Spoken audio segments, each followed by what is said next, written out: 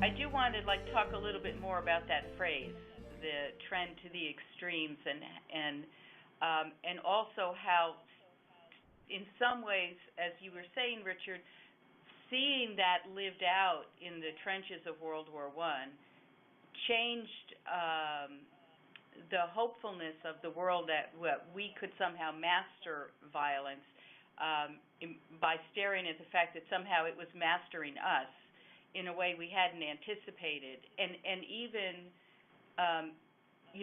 one of the sort of problems some people have with René's book is that it can come across quite pessimistic, where he will say things like, well, I've got, one of the quotes here. He says, of course, we can all participate in the divinity of Christ so long as we renounce our own violence.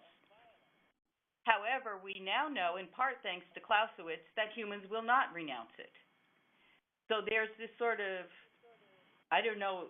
pessimism or running through the book. And so I wondered if you could address, the pessimism, again, out of that's around this trend to extremes, but also René's pessimism, if you dare. I shouldn't dare, but as long as I'm here, I might as well. I have Jeremiah Albeck here to correct me, so it's all right. I like that. It's awesome. There was a very wise man who was a Lutheran student pastor shortly before the Second World War, and when the National Socialists took control, he wrote a book that was meant to be a warning.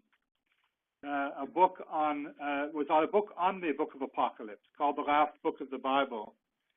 And he begins that book with a very interesting sentence: not every age is equally suited to understand the meaning of this book. And of course, what he meant was that, I think actually this book was done in around 1940 or so. The war had begun, and the Germans were actually at that point doing very well in this Second World War. And so he was saying he didn't think that necessarily that age, which still had a sense of success, was going to understand the meaning of the Book of Apocalypse.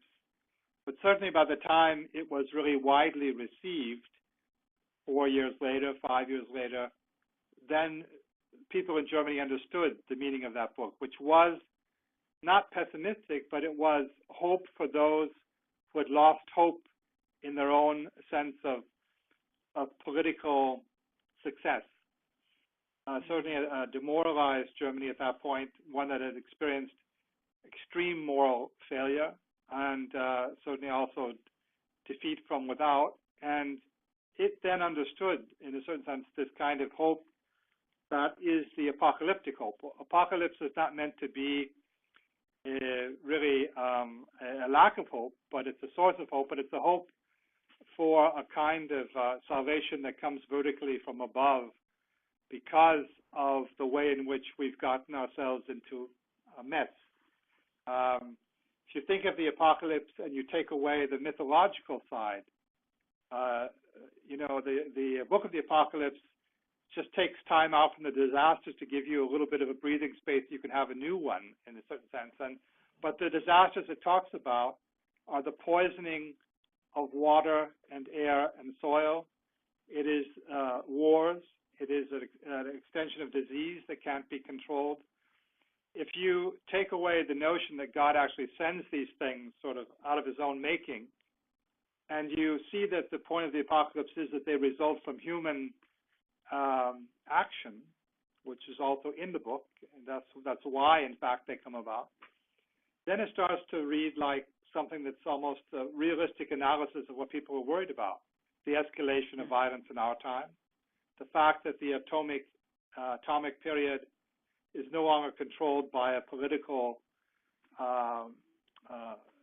division into blocks, that atomic warfare, in a certain sense, is becoming available for everybody's pocketbook. The challenges we face in terms of the environment and our place in it, these kinds of worries that are there are not simply imagined. Perhaps in the first apocalyptic community, which was under a lot of, or communities which were under a lot of pressure from persecution and then the recovery from persecution, there was an attempt perhaps to think maybe God would send these kinds of plagues. But we live in the first century or so when these worries are no longer just imagined or wished for, but are real ones. I mean, it's not fantasized disaster, but it's very real possibilities that are there. And what René Girard is telling us is to look at those real possibilities.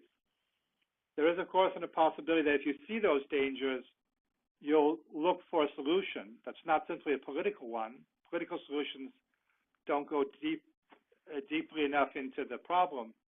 And yet, you won't look for those solutions if you don't know of the danger. So what René Girard's book is doing is not, I wouldn't bring it down to an alternative between optimism and pessimism. The only hope that is there, he's telling us, is to recognize the problem and to ask ourselves how we've contributed to it.